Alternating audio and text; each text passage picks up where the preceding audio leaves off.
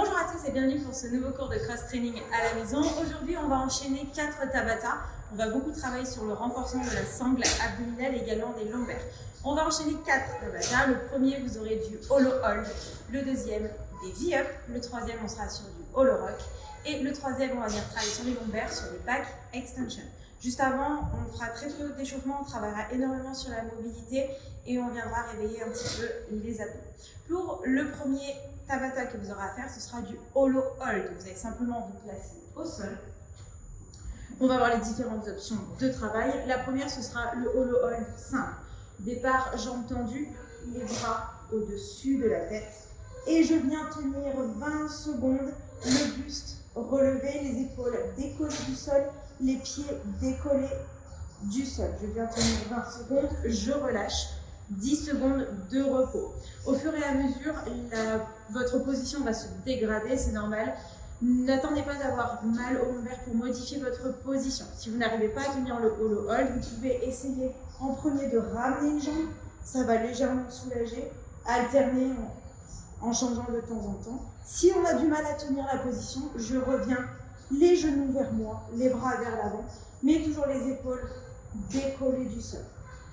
Ce sera l'option si jamais vous n'arrivez plus à tenir ou si vous ne maîtrisez pas le hollow hold.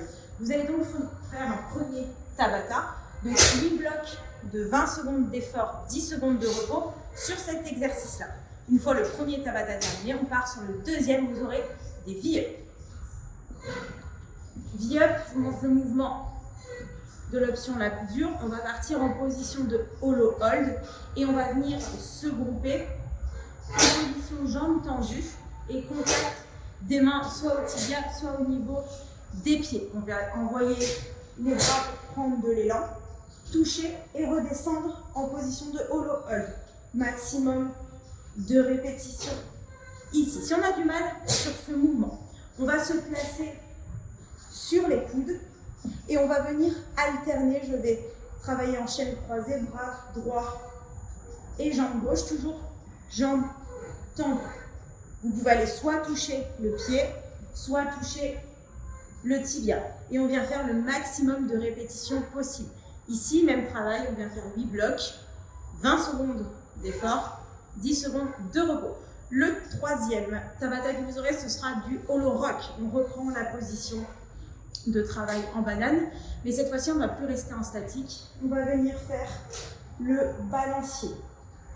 Même travail ici, si on a du mal à tenir la position, je viens grouper et faire le même travail de balancier. Ce sera votre troisième Tabata. Enfin, le dernier, on va passer cette fois-ci sur le ventre.